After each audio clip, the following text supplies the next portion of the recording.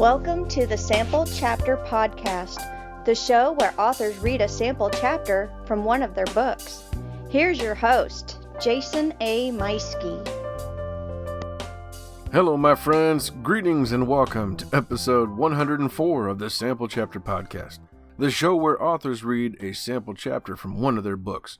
Hey, I invite you to please follow the show on social media. We're on Facebook and Twitter, just listed as the Sample Chapter Podcast, and we're on YouTube. And don't forget to subscribe on your favorite podcast listening service so you never miss an episode. And if you'd like to reach out to me, the email is samplechapterpodcast@gmail.com. You know, this is one of those episodes where, when I interviewed Diane Franklin about her autobiography, I was like kind of in awe as a movie fan, thinking about my childhood and her movies. When I interviewed Steve Alton, I was a fan as a reader, and of course of the movie that came out. This was one of those episodes that, as a writer myself, I just didn't want this to end. And oh my gosh, this was a lot of fun. It made me wish that perhaps that that maybe my show was something different. I just wanted to sit and talk for the longest time and really pick his brain.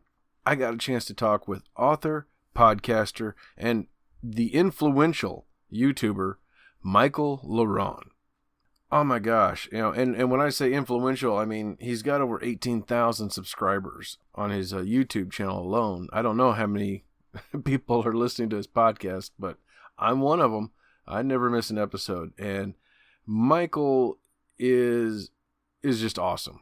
And what was really cool was I've been listening to him for a couple of years without knowing a whole lot about his books. It's only been in the last 6 months or more that I've kind of checked out his books, because I thought he just wrote some nonfiction things. And then he mentioned on one of his shows, one of his episodes, he mentioned something about his a sci-fi, and I was like, oh wait, has he talked about that before? And I've just never noticed it, or somehow missed it, or what the heck was that?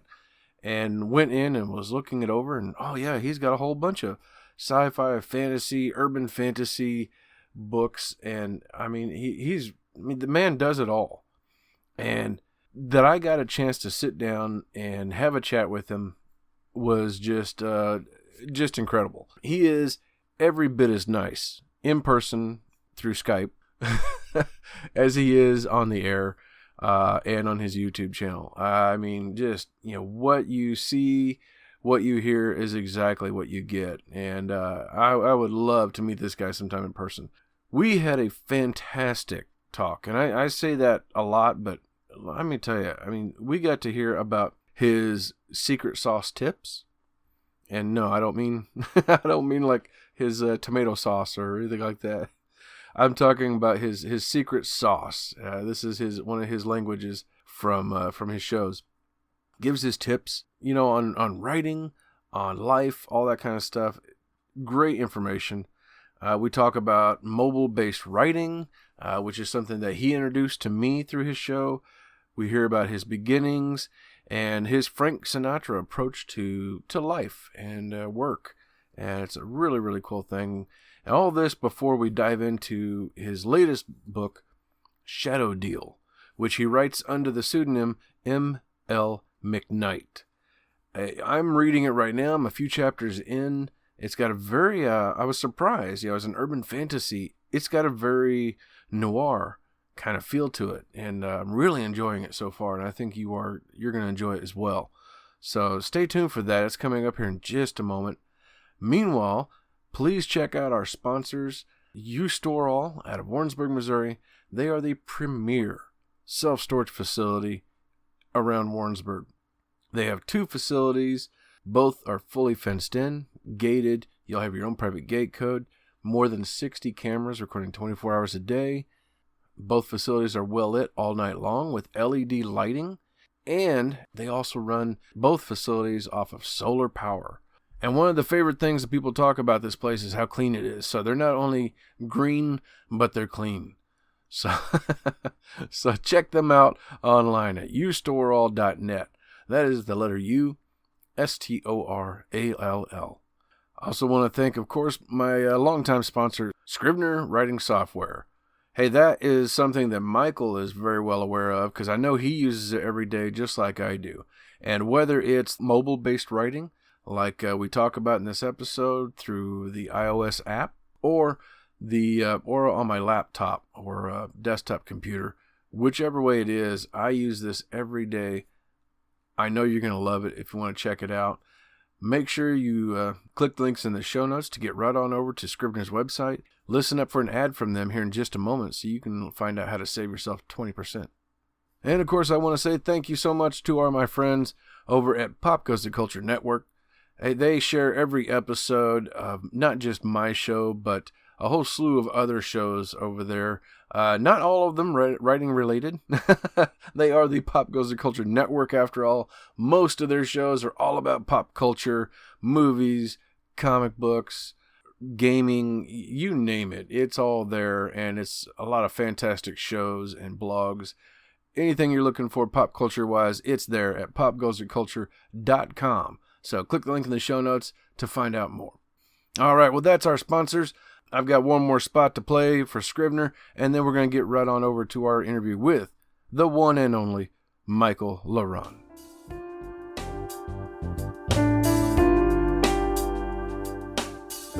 Jason here. Hey, I wanted to take a moment and tell you about my favorite writing tool, Scrivener. Now, I know you've heard about Scrivener because their writing software has been embraced by hundreds of thousands of other writers like you and I, from the novice to best-selling novelists. The reason we all use it is because of Scrivener's core concept to bring all the writing tools you use together in a single application. And with tools like automatic backup, character maps, project goals, and let's not forget that amazing corkboard, you can see why I use Scrivener every day.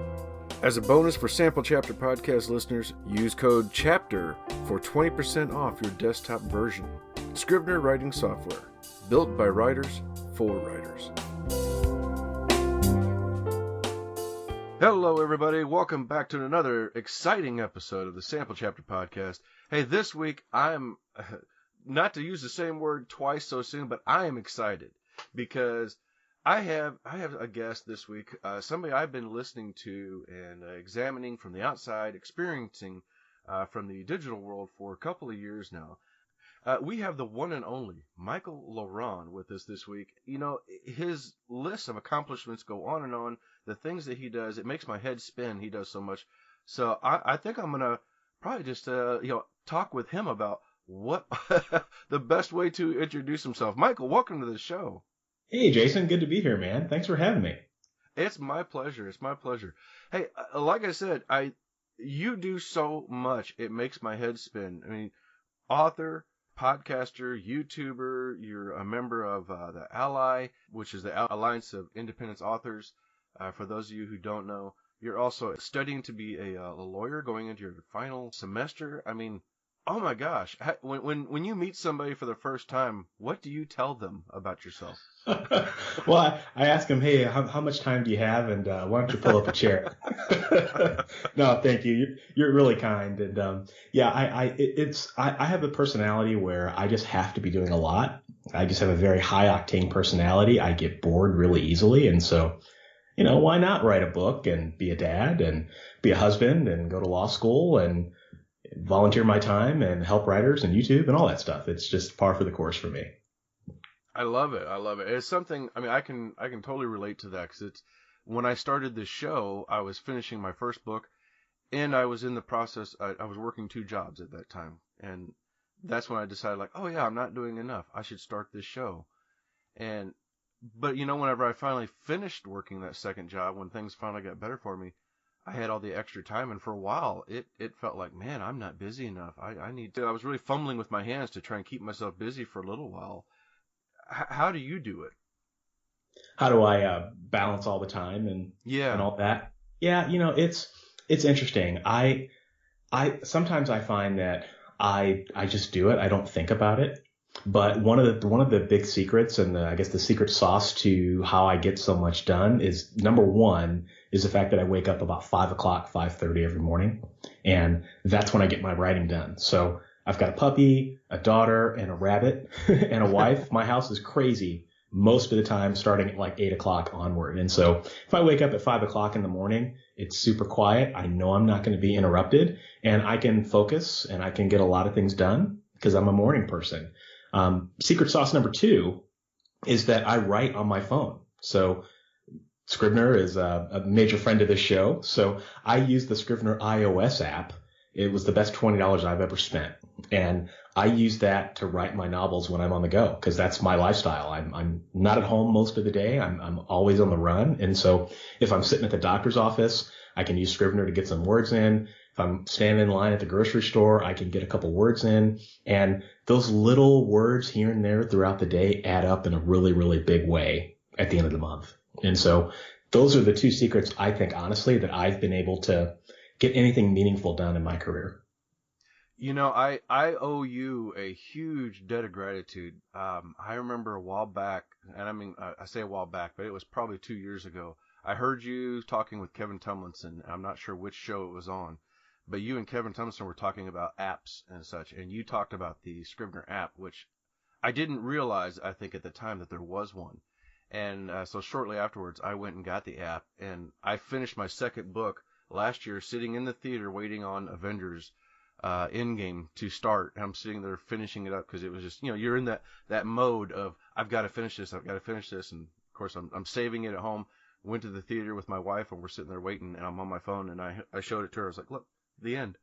And I have you to thank for that, because I did not know awesome. That was there. that is awesome, and that's epic. I bet you enjoyed the movie a heck of a lot more because you were finished with the book, Yes. I mean, literally, like I typed the end, and within like that was the last trailer was going at that time. I missed all the other trailers, and I'm a big trailer guy.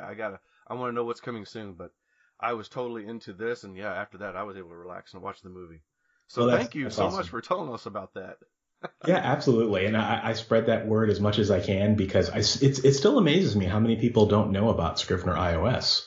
And honestly, I think you and I are ahead of the curve, because it's still not a mainstream thing to write on your phone. I say that, and a lot of people's heads still explode. Like, they look at me like I have 10 heads, if they have a head left, And yeah, so I think it's going to be the future. I think mobile-based writing is the future. I think if I'd mentioned dictation to anybody, no one would bat an eyelash, right? It's so mainstream. It's so popular, but writing on your phone is still not there yet. And there's so much potential. Yeah, there really is. I surprised my writing group when we got together for NaNoWriMo this last year. I brought my phone and a Bluetooth keyboard instead of my laptop, because my laptop was having problems at the time, but it worked out. I was like, all right, well, here we go. And everybody's just looking at me. Are you serious? You're writing on your phone? I said, yeah. That's awesome. Oh my goodness. Well, so go back to the beginning. How long have you been writing now? Because I know you've got a lot of books. Yes, I started writing officially I started writing in 2012, but I published my first book in 2014.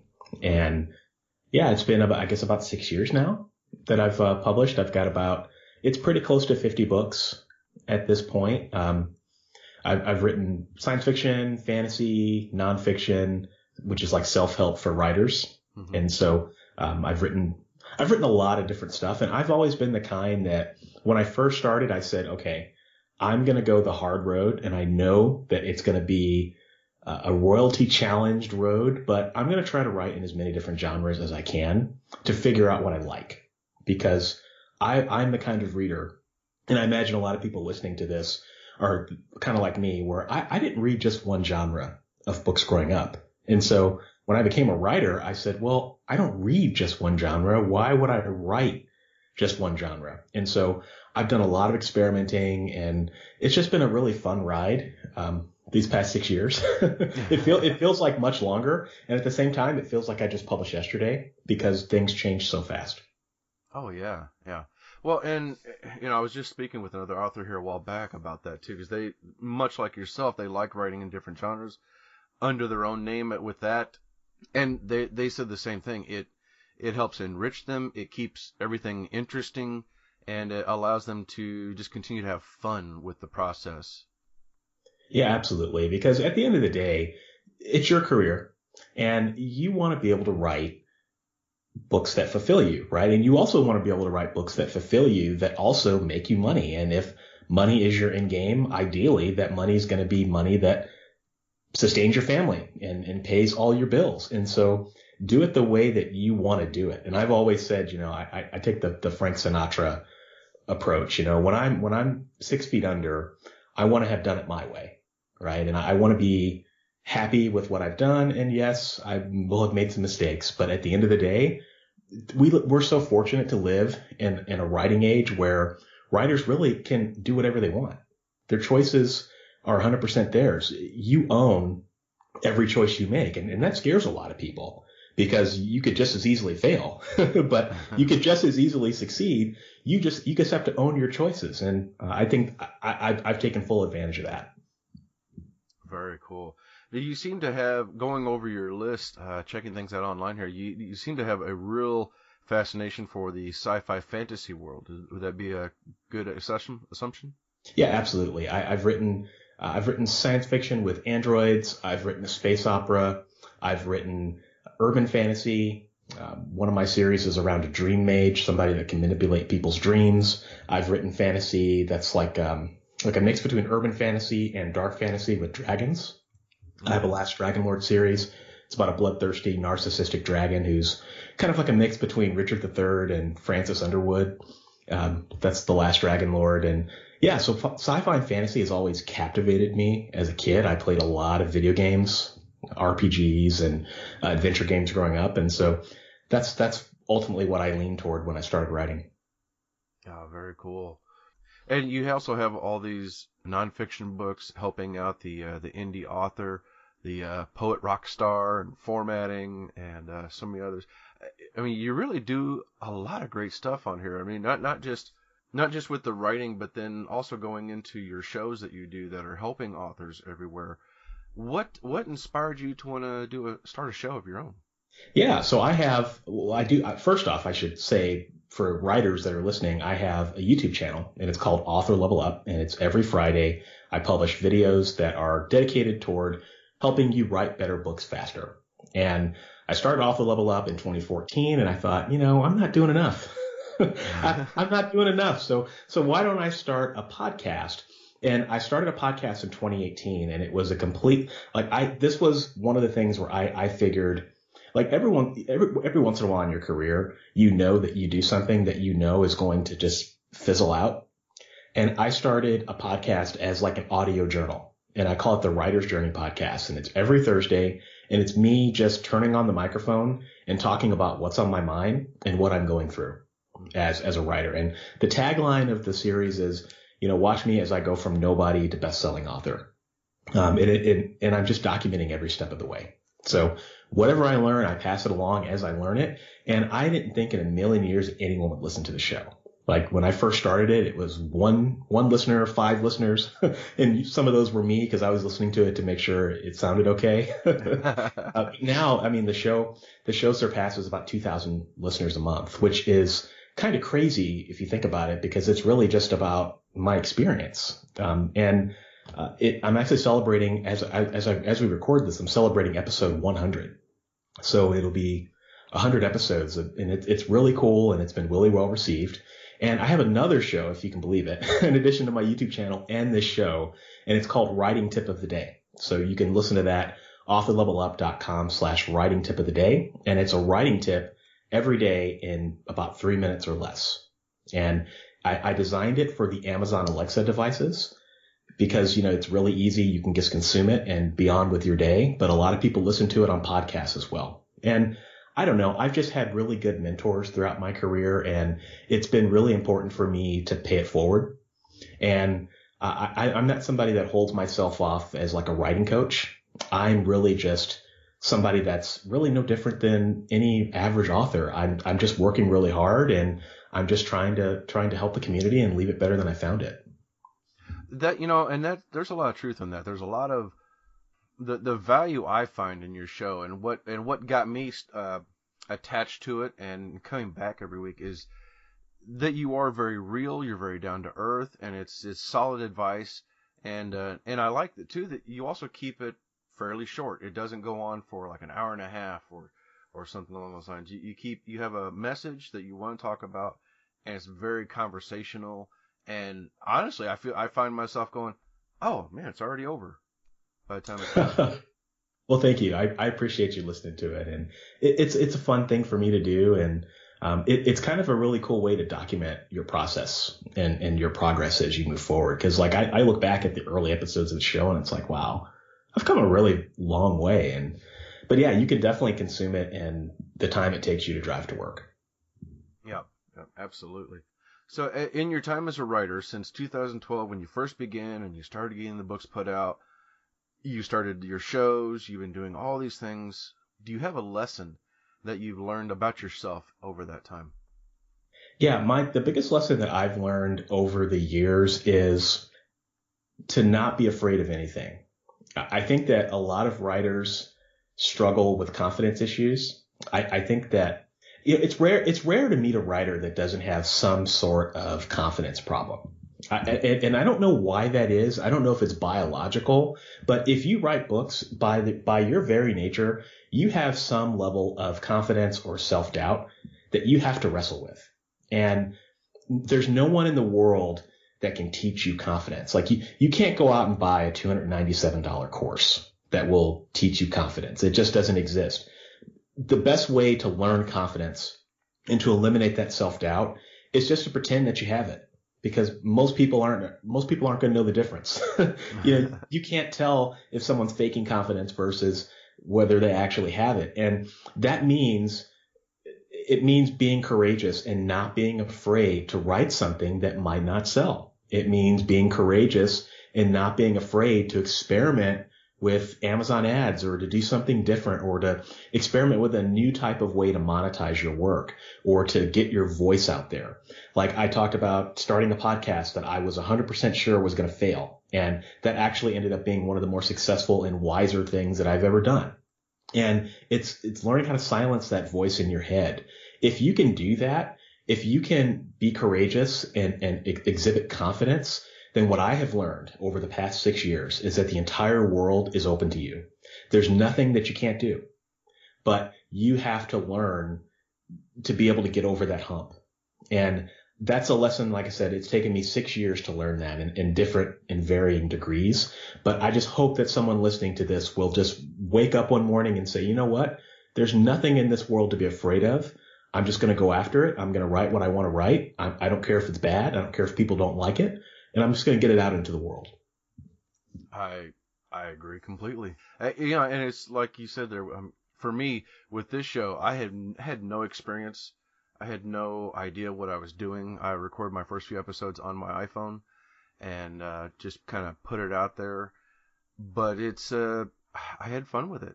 And, helping out authors every week, doing this show, it just kind of became a part of who I am now. And, keeping at it, just like our writing, I have gained confidence, and I think that's amazing advice. That's well said. Yeah, thank you. And how many episodes do you have for this podcast? I actually just celebrated 100 on Christmas Eve. Oh wow! Congratulations, that's awesome. Well, and that's exactly it. It's consistency.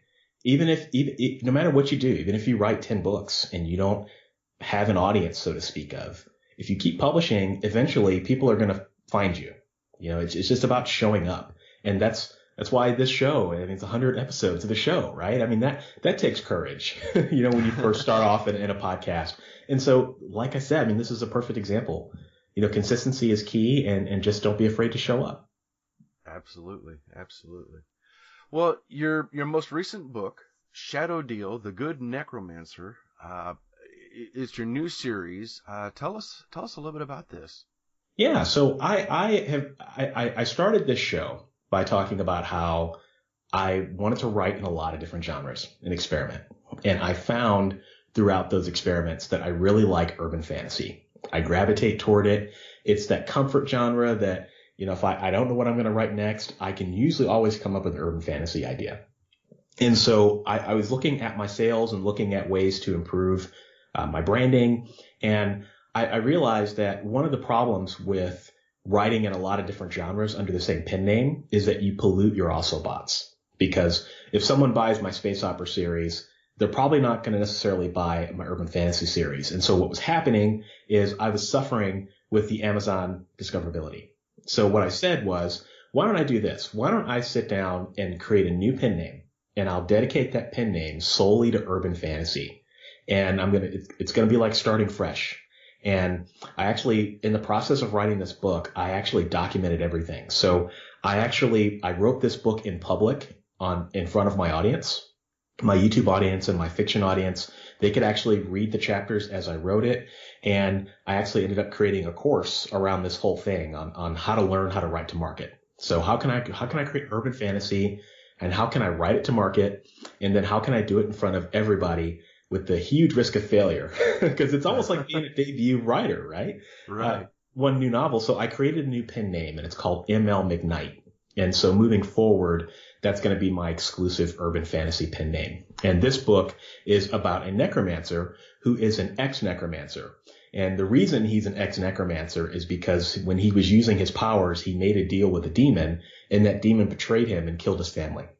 And as a result, it completely destroyed him, and he has spent the last 7 years completely renouncing his ability to control the dark arts, and he's just a shell of his former self. And lo and behold, some things happen in the story, and an old friend ends up in danger, and he finds himself having to use his powers for good.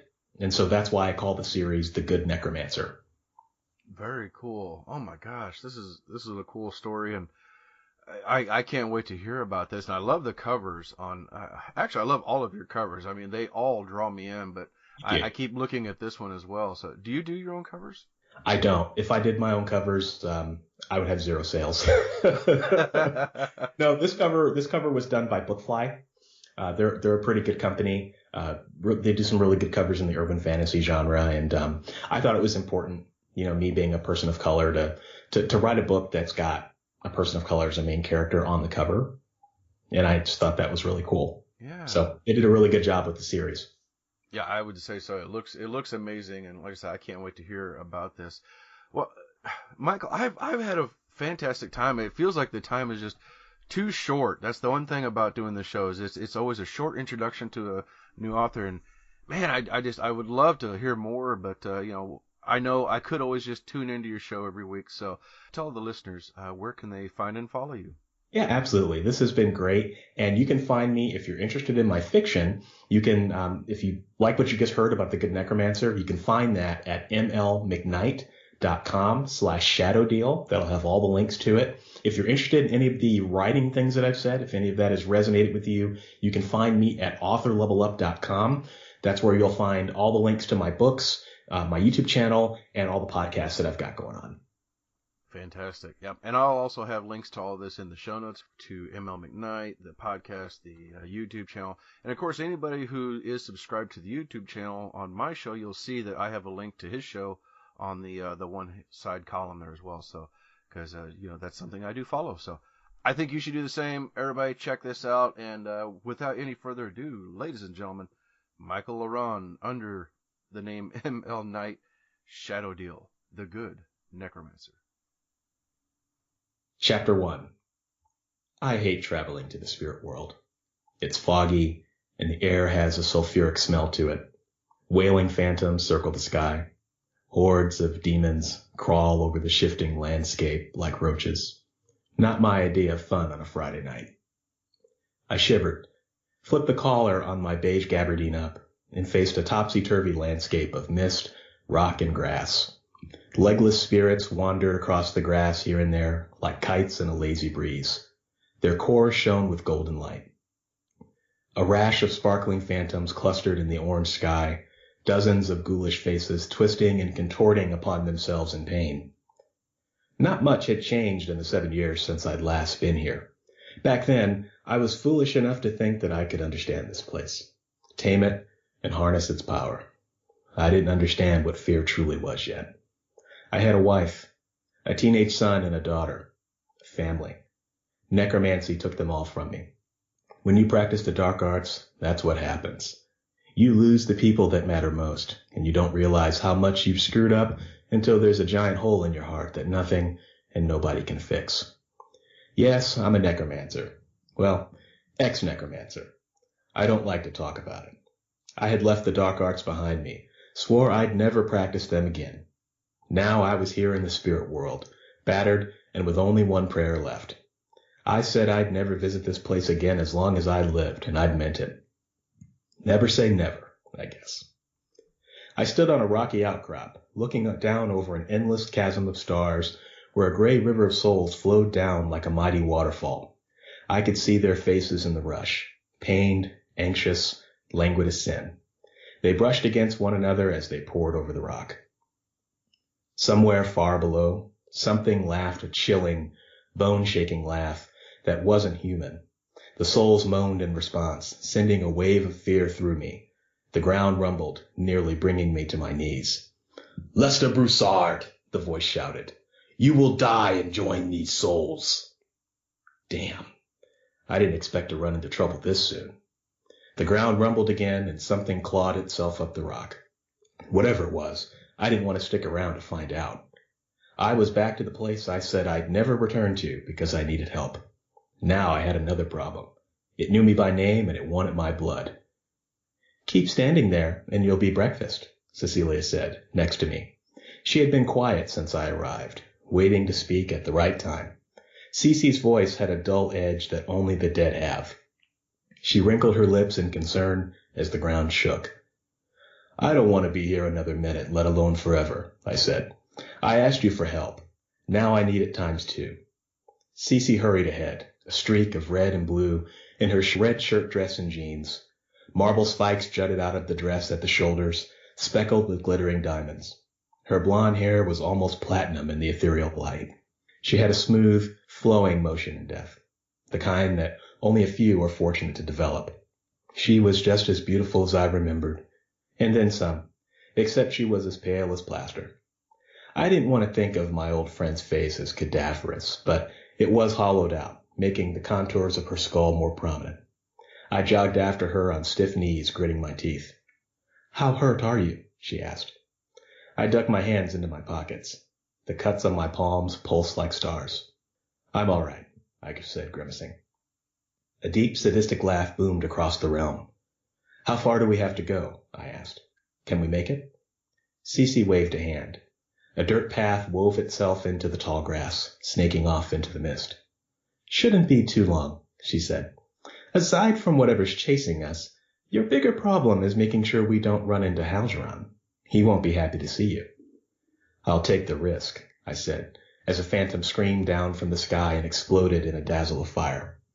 I didn't want to think about the Lich King learning that I'd returned to the spirit world after all this time. I lost a bet and still owed him. I'd have even bigger problems if he showed up. I pushed LaRonn's desiccated skeletal face out of my mind. We continued up the path as fast as we could without running. My side burned with pain, and I winced, clutching it.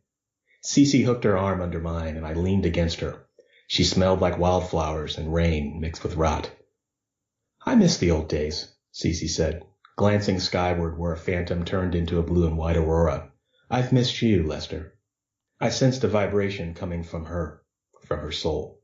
Pure energy, pure power hidden behind all her grace. "I missed you too," I said, in a platonic way.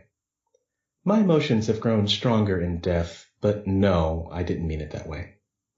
Maybe there had been something between us when she was among the living, but I was married then and tried to ignore it. "You're not going to ask me to join you here, are you?" I asked. "Beg me to come back to the craft?" The ground sloped upward and I groaned. This hill would not be kind to my knees. A strong tremor ripped across the grass, almost knocking us off our feet. "Lester Broussard!" the voice screamed again. "Lester Broussard! Let me flay your soul, Lester Broussard!" "What happened all those years ago was that you pissed off the wrong demon," Cece said, as if we weren't being chased. How she could maintain her poise throughout all of this baffled me. "It was just a bad first experience. Aside from some wicked asshole demons, the spirit world really isn't that bad." "You say that as we're getting chased by a wicked asshole demon," I said. Cece pulled me closer as I stumbled over a rock. "I know you're in mourning," she said, "over your family, but I want you to know that they don't hold you responsible. Your wife, Amira, and your son Marcus, they told me—" "No," I said, shaking my head. Just hearing their names made me want to curl up into a ball on the rocks. I stopped and scolded at her. Don't say their names. Don't you dare. I don't have the heart to summon them. You know that. You've tried to forget your family then, Cece said. I see. Listen, I snapped. I can't just summon my dead family, Cece, and tell them, what, that I'm sorry I got them killed? I glanced behind us. A giant scorpion tail appeared over the edge of the rock, followed by huge claws that staked themselves into the ground, pulling a huge brown mass upward, like 2 stories tall huge. My stomach dropped. You've walled off your spirits so much that they can't reach you, Cece said. No one can. It's not healthy to isolate your soul this way, Lester. It's not healthy to get mauled by a big scorpion thing either, I said, pointing to the monster behind us. Hurry up before I get dead and can't argue with you anymore. A piercing scream sounded in the mist. Whatever the thing was, it was on our level now. I groaned again, trying to run, and Cece fell quiet as she pulled me up the hill. My knees screamed as we climbed. When you've had multiple knee injuries, you tend to hate hills and stairs. I pushed through the pain. A blackened, broken city lay in the distance. It jutted in and out of the mist like a nightmare. Jagged skyscrapers tore at the sky.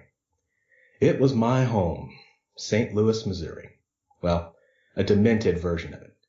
This St. Louis was born of the fear and loathing in the souls of the dead, a spiritual manifestation of all the unfinished business they left behind in our world, a parallel existence that intersected with our own.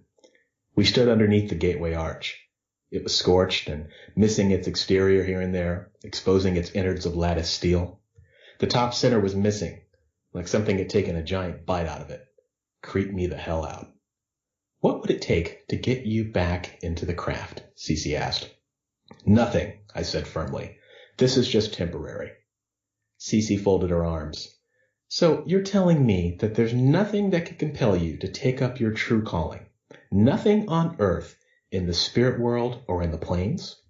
You said it, not me, I said. This is what you were meant to be, Cece said. Not anymore, I said. So you didn't love it? She asked. I remembered Cece when she was alive. The time we spent learning spells in my garage and conjuring the dead in graveyards. We were something. That was the years before everything went to hell for me. And yes, I did love the time we spent together, sick and twisted as it was. Cece, I don't mean to be rude, I said, pointing to the mist behind us, but I've had a lot of time to think about that day, Cece said. The day when... She stopped, choosing her words carefully. Her blue eyes were like Pacific waves. You know, the day my son died, I said, refusing to think about the worst day of my life. Yeah, the hell I do know. But Cece, now isn't the time. You shouldn't blame yourself, Cece said. Her eyes burned with passion as she took me by the shoulders. It wasn't your fault. Death changes your perspective.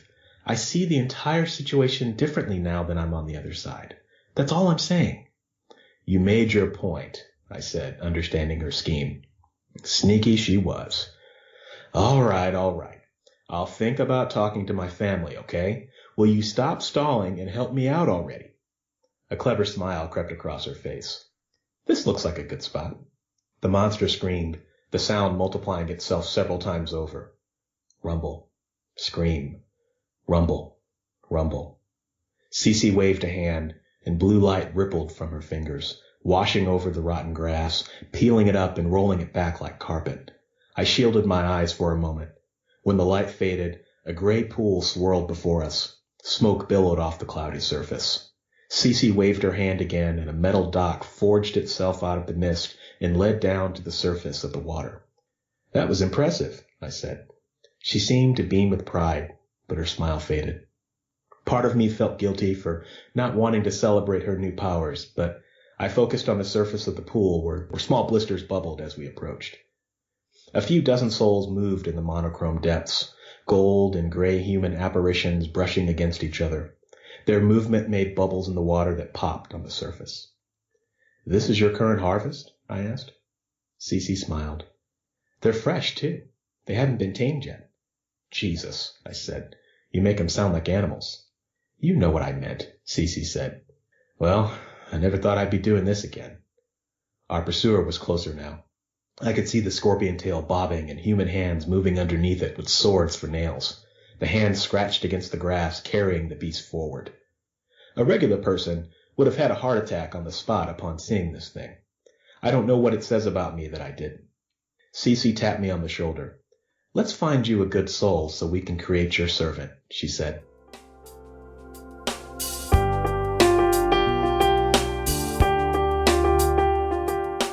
And that was the incredible Michael LaRonn, writing under the pseudonym M.L. McKnight and reading from his latest urban fantasy book, Shadow Deal. I'm telling you, I'm really enjoying the book. I think you will too. So click the link in the show notes for this book, Michael's YouTube, his podcast, everywhere that you can find Michael. And be sure to click the links for our friends and sponsors alike. Check them out. I know they'll appreciate it, and I definitely will appreciate it if you do that. And as always, don't forget to hit that subscribe button so you don't miss out next time when I come back with an all-new author, a new book, and a new sample chapter. Thanks for coming back, everybody. We'll see you again real soon.